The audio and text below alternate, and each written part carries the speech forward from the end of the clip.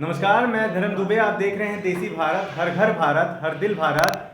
पटना के दौरे पर हैं, विधानसभा चुनाव कवर कर रहे हैं, जैसा कि आप सभी जानते ही हैं। और दौरे पर चलते चलते आखिरकार पहुंच गए हैं जनता दल के दफ्तर में, कार्यालय में, प्रदेश कार्यालय में। नीतीश कुमार जी का कार्यालय है और हमारे साथ हैं अरविंद निषाद जी, जो पार्टी के प्रवक्ता हैं, जो हमें ये बताएंगे कि किस तरीके से चुनाव की प्रक्रिया आपकी चल रही है। तो भैया, कहाँ तक पहुंचा है काम?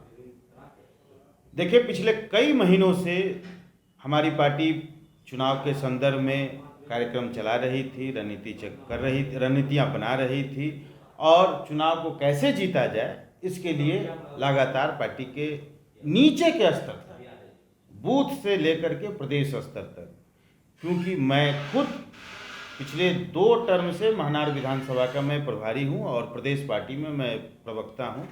लगातार बूथ स्तर तक हमारी पार्टी पहुंचा है और बूथ स्तर पर अध्यक्ष, सचिव और कार्यकारिणी का गठन प्रत्येक बूथ पर, बिहार में 74,000 के बूथ आसपास हैं। इन 74,000 बूथों पर हमारी पार्टी की पहुंच हो चुकी है। पूरे बिहार के एक बूथ पर हम हैं।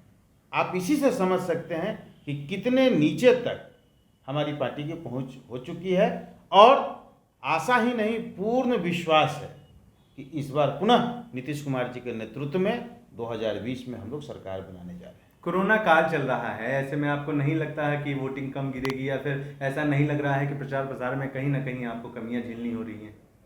कोरोना प्रोटोकॉल का जो गाइडलाइन है, होम मिनिस्ट्री का जो गाइडलाइन है, उस गाइडलाइन का पूरी तरह से जेडीयू ही नहीं बल्कि एनडीए पालन कर रहा है।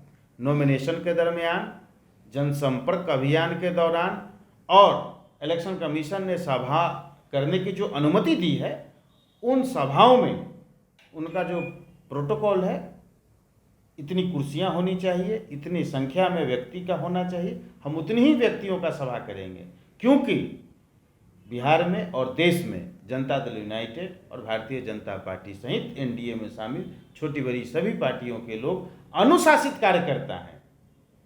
देश में एक अलग पहचान वाली पार्टी जेडीयू है। जेडीयू में न कोई परिवारवाद है, न कोई भाई भतीजावाद है, न यहाँ पैसा लेकर के टिकट दिया जाता है। जेडीयू साफ सुथरी छवि की पार्टी है और जेडीयू नए कलेवर, नए उत्साह और नए उमंग के साथ चुनावी मैदान में जा रही है, चुनावी समर में जा रही है। इसलिए तमाम कोरोना प्रोटोकॉल का पालन करते हुए हम अब अभियान का आगाज कर चुके हैं और उस आगाज के माध्यम से हम पूरे बिहार में जा रहे हैं। रामविलास पासवान जी अब इस दुनिया में नहीं हैं, उसके लिए क्या कहेंगे आप?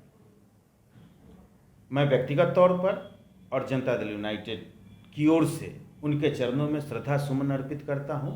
रामविलास पासवान जी राजनीतिक जगत के, इस देश के एक महत्वपूर्ण हस्ती थे, महत्वपूर्ण हस्ताक्षर थे। उनका जाना बिहार और देश के लिए अपूरणीय क्षति है, जिसका निकट समय में भरपाई नहीं किया जा सकता है। और साथ ही रामविलास पासवान जी ने इस बिहार के लिए और देश के लिए गरीब गुरबा समाज, आपको याद होगा जब मंडल आंदोलन का दौर था तो देश के समाज कल्याण विभाग के मंत्री थे, उनके ही नेतृत्व में मंडल आयोग की अनुशंसाओं को लागू किया गया और पिछड़े वर्ग के लोगों को 1993 से लेकर के आज तक भारत सरकार की नौकरियों में, राज्य सरकार की नौकरियों में आरक्षण मिल रहा है। यह उनकी देन है, उनके संघर्षों की देन है। उनके साथ श्री नीतीश कुमार जी, श्री शरद यादव जी, तमाम ऐसे लोग इस आंदोलन को आगे बढ़ाया और आज पिछड़े वर्ग के लोग इसका लाभ उठा रहे हैं। अब उनके पुत्र हैं चिराग पासवान, जो पार्टी का नेतृत्व कर रहे हैं, आगे बढ़ाएंगे। इस चुनाव को लेकर आप क्या कहेंगे? क्योंकि कई समर्थन उनके साथ भी हैं और अब तो पासवान जी का जो कह सकते हैं कि कई वोट जो हैं वो भी सद्भावना वोट जिसे कहते हैं, वो उनकी तरफ गिरेगा। लगता है आपको इससे पार्टी को आपके नुकसान हो सकता है? देखिए, आज राष्ट्रीय शोक है। राष्ट्रीय शोक के अवसर पर इस प्रकार की बातें करना उचित नहीं है। चलिए ठीक है, ये बताइए कि कुछ जो बागी नेता आपकी तरफ से निकल चुके हैं, बाहर ही एक डोम समाज है, चुनाव ऐसे लोगों को किस तरीके से चुनाव के समय लोगों का आना जाना स्वाभाविक प्रक्रिया है। अगर आप पत्रकारिता में हैं तो आप कई चुनावों को आपने कवर किया है और देखा है, पाया है कि चुनाव के समय लोग निजी स्वार्थ में, स्वहित में इधर से उधर, उनको नीति सिद्धांत, जो नीति सिद्धांत से बंधे होते हैं वो पार्टी नेतृत्व के साथ खड़ा रहता है, जो स्वहित की बात करता है वह जाता है। हमारे यहाँ से देखिए बहुत कम संख्या में लोग गए हैं, ऐसा नहीं कि नहीं गए हैं, मैं इस बात से इनकार नहीं कर रहा हूँ, गए हैं, लेकिन है क्या पार्टी का नहीं नहीं नहीं नहीं किसी के नहीं जाने नहीं किसी के आने से नहीं नहीं नहीं नहीं पिछले 15 वर्षों में माननीय मुख्यमंत्री जी के नेतृत्व में जो बिहार में काम हुआ है, सकारात्मक काम हुआ है, विकास का जो काम हुआ है, महिला उत्थान की दिशा में काम हुआ है, समाज के कमजोर वर्ग की विकास का जो काम हुआ, उसके लिए जो रोड मैप तैयार किया गया है, सिर्फ पूरे बिहार में आप अभी चुनाव का दौर शुरू हुआ है आज से, कल फर्स्ट फेज का नॉमिनेशन का लास्ट डे था, अब आज से प्रचार अभियान जोर पकड़ा है। आप जाइएगा देखिएगा, क्योंकि कल मैं डुमरांव में था, डुमरांव में हमारी पार्टी की प्रत्याशी का नॉमिनेशन था, मैं डुमरांव में था, तो वहाँ मैं गजब का उत्साह देखा। इसी प्रकार पूरे बिहार में एनडीए के पक्ष में ज़बरदस्त लहर है, उत्साह है, उमंग है। आगे आने वाले दिनों में, या यूँ कहें आप 10 नवंबर को जब मतों की गिनती होगी तो श्री नीतीश कुमार जी भारी बहुमत से सरकार बनाते हुए दिखाई पड़ेगी। तेजस्वी यादव कितना परेशान कर सकते हैं? अब तेजस्वी यादव के बारे में मुझे ज़्यादा कुछ नहीं कहना है, लेकिन जिनको न अनुभव है, न जिनको संगठन चलाने की क्षमता है, न जिनके पास योग्यता है, सिर्फ विरासत की राजनीति पर वो राजनीति कर रहे हैं। संगठन चलाने का कौन सा उनका योगदान है, राजनीति में क्या योगदान है, और पार्टी में जिस प्रकार से अपने वरिष्ठ नेताओं का, राष्ट्रीय अध्यक्ष लालू प्रसाद जी का, बिहार के भूतपूर्व मुख्यमंत्री श्रीमती राबड़ी देवी जी का, या अन्य समाजवादी नेताओं का पोस्टरों से, बैनर से तस्वीर हटा दिया, नाम हटा दिया और माफ़ी मांग रहे हैं, तो सोचिए जब वो माफ़ी मांग रहे हैं, जिनके नाम पर जिनकी पहचान है, उन्हीं के शासन के लिए माफ़ी मांग रहे, तो फिर जनता कैसे उन पर विश्वास करेगी? आखिर विश्वास जमाने के लिए या खुद में विश्वास बहाली के लिए तो कुछ तो करना पड़ेगा। तो वह दिन तो अभी वह दिन उनके लिए तो आया नहीं है। चलिए ठीक है, इस आखिरी सवाल के साथ वीडियो का समापन करेंगे। जाते जाते बस ये बता दीजिए कि फिर अगर आप जीत कर आते हैं तो वो 2 कौन से बड़े काम होंगे जो आप बिहार की जनता के लिए करने जा रहे हैं?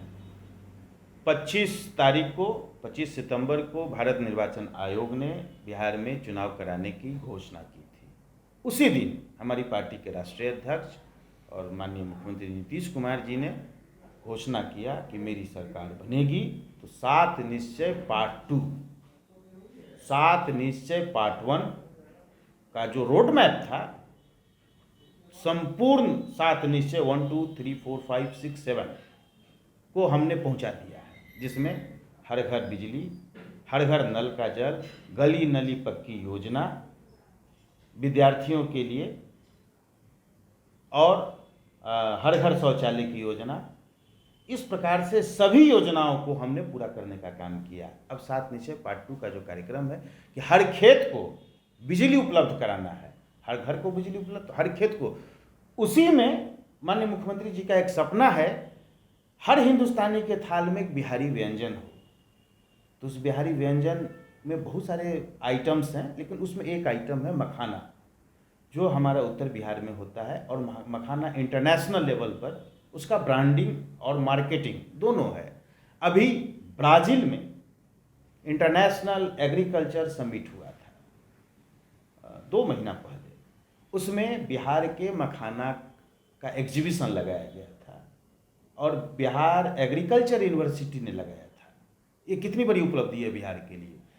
तो जब इंटरनेशनल स्तर पर मखाना का ब्रांडिंग हो रहा है तो हम देश में मखाना को क्यों नहीं ब्रांडिंग कर सकते हैं, और बिहार हर हिंदुस्तानी के थाल में मखाना क्यों नहीं पहुंच सकता है। तो ये एक प्रमुख है 7 निश्चय पार्ट 2 में।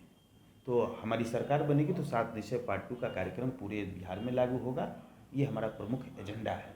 और जो शेष काम है उस शेष काम को माननीय मुख्यमंत्री जी पूरा करेंगे। चलिए, बहुत शुक्रिया हमसे बात करने के लिए। अरविंद निषाद साहब हैं जिन्होंने बहुत सारी बातें अपने पार्टी से संबंधित कही है।